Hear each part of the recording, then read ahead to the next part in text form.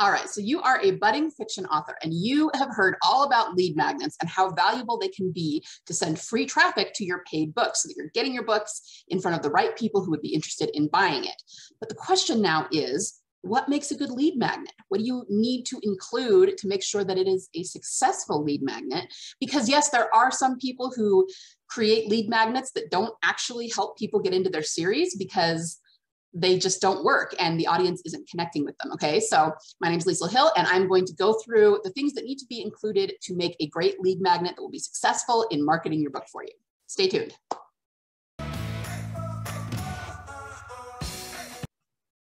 Okay, so first and foremost, your lead magnet needs to be an introduction to your story, to your world, and to your characters. So that means that you want to set your lead magnet in the same world as your paid book is going to be, okay? So let's use an example. Let's say you have a science fiction series. Your lead magnet should take place in the same world, in the same universe as that science fiction series, okay?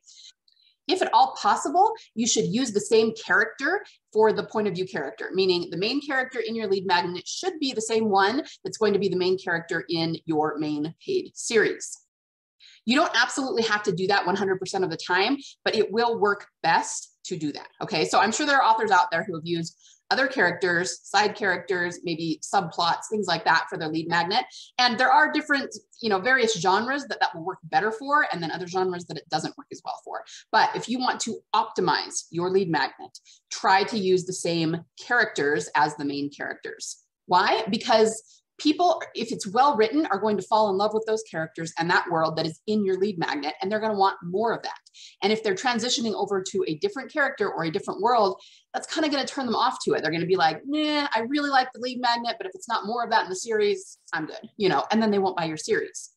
Now, there are some schools of thought out there that say that you can use something completely different for your lead magnet as long as it's in the same genre. Even though, once again, I'm sure there are people who have had some success doing that, I would not recommend it for all the same reasons. Whatever they read in your lead magnet and love, they're going to want more of the same, okay? So take the characters and the situations that are in your main book or your main series and try to come up with something that comes before that will lead into it. Think of it like a prologue or a before, maybe something when the character was a little bit younger, or something that, maybe is talked about in the main series, but you're actually going to show it to them almost like a flashback. Okay, anything like that will lead into the series. That is going to be your optimal way to get readers from your lead magnet into your main series, which is paid, and that's what we want. Okay, the second thing that you're going to use, number 2, is tropes. Now, this is something that, of course, you should always use in your books because tropes are very misunderstood, especially by newbie authors, okay? People think that tropes are telling them what to write in their book or are encroaching on their creative muse in some way, okay? But that is not the case. Tropes are just a way to take what you already have, the big, beautiful, unique, creative story that you have already written, and enhance certain aspects of it, because those aspects are going to be one of your most powerful marketing tools. Okay, so for example, if you're writing in science fiction, you can take any trope that you maybe already have in your series, and guys, there are hundreds of them. I promise you already have some of these in your series. And you're just going to kind of bring them out, emphasize them a little bit more, and then you can use those tropes to sell it, because I got news for you.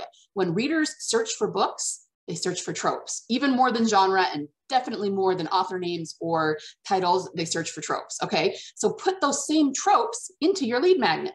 And of course, just like with number 1, use the same tropes in your lead magnet that are going to be in your main series, okay? That way, if a reader, for example, is searching for second chance romance, well, they are going to love your lead magnet if that is a trope that's in that lead magnet, and then that is going to lead them into your main series, which is paid, and they will find those same tropes there that they love, okay? So it's almost like a fiction funnel. It's not exactly that, but it's a way to lead them through, and you're giving them what they want at every step of the journey, and that is what makes it really successful. The third thing about your lead magnet is that it should be a true story. Now, the length doesn't matter overly much. I have had successful lead magnets that were short stories, novellas, and full novels, okay? Obviously, if you're giving a full novel, people want that more because it's more value, more reading material. So those are going to be more successful probably than short stories. But like I said, I have had a lot of success with really well-written short stories and novellas as well, okay? So the length doesn't matter, but I would highly, highly recommend doing an actual fictional story. There are some people out there who have talked about having success with lead magnets that were not stories, something like a character sketch or just kind of a fun part of your world, and throwing something together that sort of introduces the readers to that, but it's not an actual story. So once again, I will reiterate that some people have had success doing this, but it's just not what I recommend. Because as I've been saying this whole video, what they love about the lead magnet is going to be the same thing that they love about the series, okay? So because we are fiction authors, because we are selling fictional stories, the lead magnet that's going to be optimal for us, that's going to be the most successful, will also be a fictional story. So no matter what the length or what you decide to do, try to make sure that it is a well-written, self-contained fictional story, no matter the length. Okay, number 4 is probably one of the harder ones to implement, but it's also kind of the most common sense one to think about. And that is simply that your lead magnet story must be well written. Well, duh. Okay, I know that that's probably obvious, but the thing is, so many people just throw something together, a few chapters or something for their lead magnet, and you have to understand that this is going to be the measuring stick that the new reader will use to judge whether they want to buy your paid work. So I'm not going to say it should be better edited than your main series, because everything should be as well edited as you can possibly make it, but you need to make sure that this is up to par. You need to make sure to spend the time to make sure that this is a high quality, well edited, well written lead magnet. So what does that mean? Of course, we're talking about typos, making sure that it's a clean manuscript, making sure that it's very readable, but we're also talking about the story itself. It needs to be all the things that a great story should be. It needs to be transformational. It needs to be written from the inside out.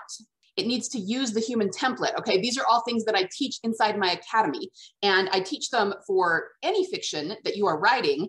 All the same concepts need to go into your lead magnet, okay? Even if it's a shorter book, like a short story or a novella, you need to treat this like one of your books that is going to make you a bestseller that lots of people are going to read, because you're gonna have a lot more people downloading this because it's free than you probably will your paid books, okay? And in order to get a larger percent of those people to buy your series, this needs to be stellar, which means all of your storycraft needs to be there. All of your voice needs to be there. All of the, editing needs to be there, all of it, okay? So I know that feels like a tall order, but the point is, just don't treat this any differently than you would any of your other work. Make sure that it is high quality.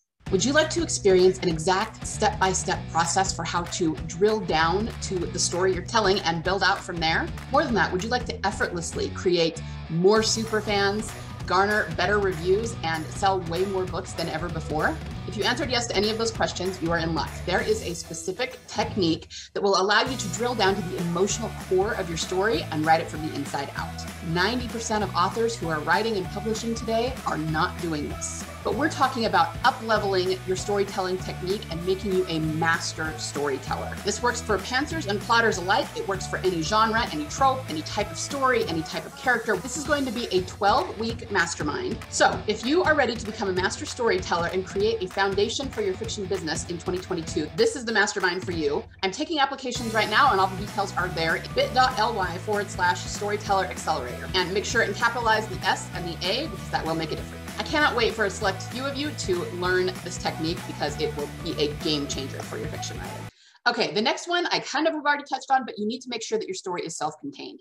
It is perfectly okay to leave some dangling threads, especially because we've talked about this is an intro. It is like a preface or a prologue that's going to lead into your series. But at the same time, people generally don't like massive cliffhangers on lead magnets, and they don't like it when you just put the first 3 chapters of your book as a lead magnet. Now, if you don't have a lead magnet yet and you want to start building your list, you can do that, but I would not recommend it long term.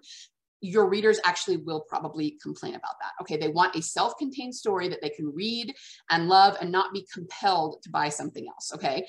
So here's the thing. When people complain about this, it's because they feel like you're trying to trick them, okay? You've given them this lead magnet that's free, but you only gave them 3 chapters, and in order to finish the story, they have to buy the series, okay? Whether they love the lead magnet or not, something about that feels a little bit scammy, and people don't like it, okay? So it's something that you can do, especially in the short term. Again, there are authors out there who have had some success doing that, but as the digital revolution progresses and people become more dialed into what they want from online storytellers and online business owners, people like that less and less, and it is becoming less and less successful for authors to do that, okay? So I just wouldn't do that overall.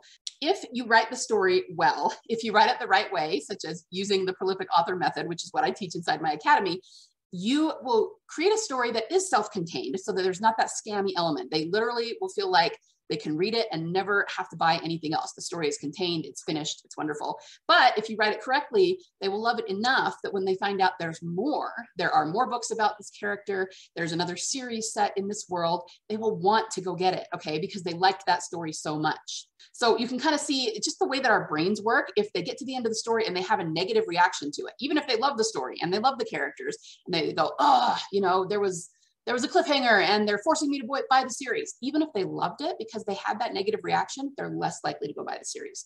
So you kind of have to use human psychology a little bit in the way that you market your books. So again, all of that is just to say, make sure it's a self-contained story that leads into your series rather than a cliffhanger or something they have to buy the series to finish. If you are picking up what I'm dropping down, then do me a favor and hit like and subscribe and hit that little bell so you don't miss any future videos from me. So this has been a discussion about the elements that make a great lead magnet. In the next video, I'm going to talk about what actually goes into the writing of a great lead magnet. Okay, so if that's something you're interested in, stay tuned. Hi there, we'll get back to the episode in just a second, but really quickly, I wanted to tell you that I have a free PDF that I created for you entitled 10 Plot Thickening Events That Every Fiction Bestseller Includes. These are events that you need to be familiar with because they have to do with the human template and how all human beings absorb story. And I have laid them out in a free PDF for you. So if you would like to download that absolutely free, you can do so at bit.ly/10plot. Make sure and capitalize the P. I've had people tell me that it's not working and they're getting a page not found. It's because you got to capitalize that P on 10plot. Okay, so that is once again bit.ly/10plot, and I will link it up in the description below.